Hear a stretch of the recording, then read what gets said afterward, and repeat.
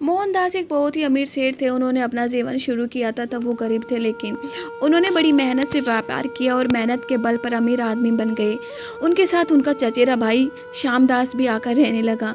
श्यामदास की पत्नी सीमा, उसका बेटा गौरव और गौरव की पत्नी रेणु, इन सब का खर्चा मोहनदास ही करते थे। फिर सेठ जी की ज़िंदगी में एक बड़ी ट्रेजेडी हुई। सेठ जी पुष्पा, हमारी शादी 2 साल बाद हो गई है, पर अभी तक भगवान ने हमें संतान का मुंह नहीं दिखाया। अब तो डॉक्टरों ने भी उनको मना कर दिया गया था, लेकिन मोहनदास एक बहुत ही, हमारी संतान नहीं होगी। पुष्पा, आप ठीक कहते हैं, ये ज़रूर कुछ हमारे पिछले जन्मों के पाप होंगे। सेठ जी कैसी बातें कर रहे हो?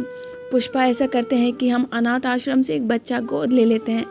इस तरह से उसको भी एक परिवार मिल जाएगा और हमें भी संतान मिल जाएगी। पुष्पा, आप ठीक कहते हैं, चलिए वहीं शिवपुरी में शंकर जी का मंदिर है, दर्शन भी कर लेंगे और वहाँ के अनाथ आश्रम से हम एक बच्चा भी गोद ले लेंगे। उनकी बातचीत को मोहनदास के भाई श्यामदास ने सुना तो उसने अपनी पत्नी मीना से कहा, मीना, आपको पता है भैया कि करोड़ों की संपत्ति है और हमारे परिवार को मिलने वाली थी। अगर अब ये अनाथ आश्रम से बच्चा गोद ले लेंगे तो उस संपत्ति का वारिस वो बन जाएगा, उसे रोकना होगा। मीना, लेकिन हम कैसे रोक सकते हैं? श्यामदास, हमारे सामने एक ही चारा है और वो है उनकी हत्या। हम इनकी कार के ब्रेक फेल कर देते हैं, उसके बाद ये परलोक चले जाएंगे और उनकी संपत्ति हमारी हो जाएगी। मीना और श्यामदास दोनों हंसने लगे, लेकिन अपनी शादी की 10वीं सालगिरह पर सेठ जी दूसरे ही दिन चले गए। श्यामदास को कार के ब्रेक फेल करने का मौका ही नहीं मिला था। उन्होंने अनाथ आश्रम से 10 वर्षीय बच्चा कान्हा गोद लिया। श्यामदास अपनी पत्नी से बोला, सुनती हो, हम जो नहीं चाहते वो हो गया।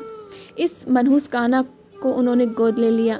ये तो बहुत ही बड़ा है, समझदार भी है, हमारे सर्वनाश हो गया है। सीमा बोली, घबराइए मत, हमारे लिए अच्छा हुआ।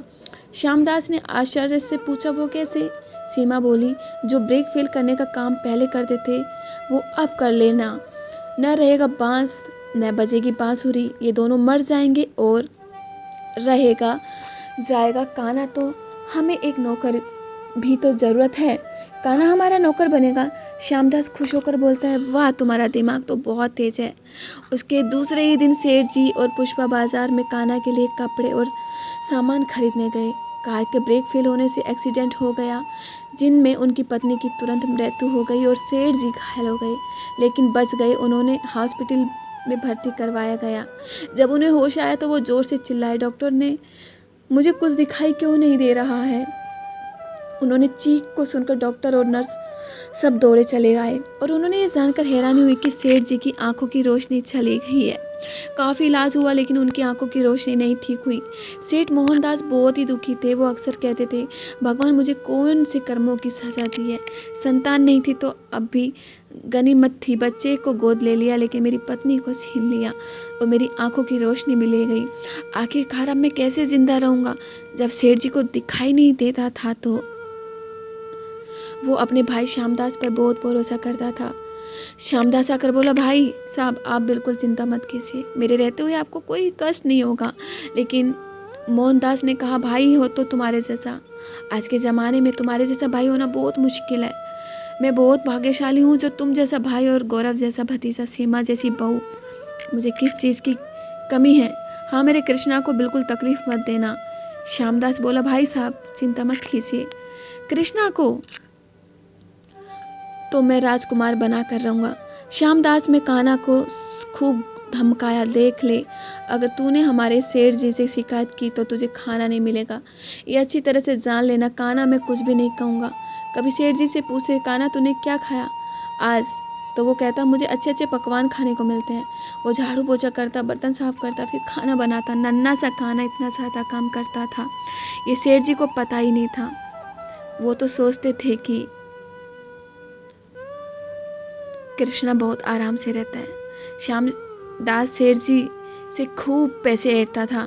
कभी आकर कहता, भाई साहब 20,000 रुपये दे दीजिए, अनाथ आश्रम से चंदा लेने वाले आए हैं। कभी कहता, कृष्णा का एडमिशन करवाया है, स्कूल की यूनिफॉर्म, फीस, किताबें कैसे चाहिए। कभी आकर कहता कृष्णा का चेकअप करवाना है, डॉक्टर ने इसे ये बीमारी बताई है। सेठ जी अरे बीमार हो गया, फिर वे उसे एक मोटी सी गड्डी दे देते। गौरव, सीमा और श्याम दोनों हाथों से सेठ जी को बेवकूफ़ बनाकर लूट रहे थे। बीमारी के बहाने से, कभी कान्हा के कपड़ों के नाम से, कभी कान्हा के खिलौने के नाम से मोटी रकम ऐंठते थे। काम करते करते कान्हा की हालत ख़राब थी। सीमा भी उस पर बहुत जुल्म करती थी। एक दिन अलमारी साफ करते करते समय फूलदान गिर गया। तभी सीमा आई और वो उसे बोली, तुझे दिखता नहीं है कुछ भी? उसमें कान्हा को बहुत मारा और उसे दिन भर खाना भी नहीं दिया। उसी दिन कान्हा बहुत रोया। जब उसके साथ ऐसा अक्सर हुआ तो इधर श्यामदास और सीमा का लालच बढ़ता ही जा रहा था। अब वो पूरी संपत्ति चाहते थे।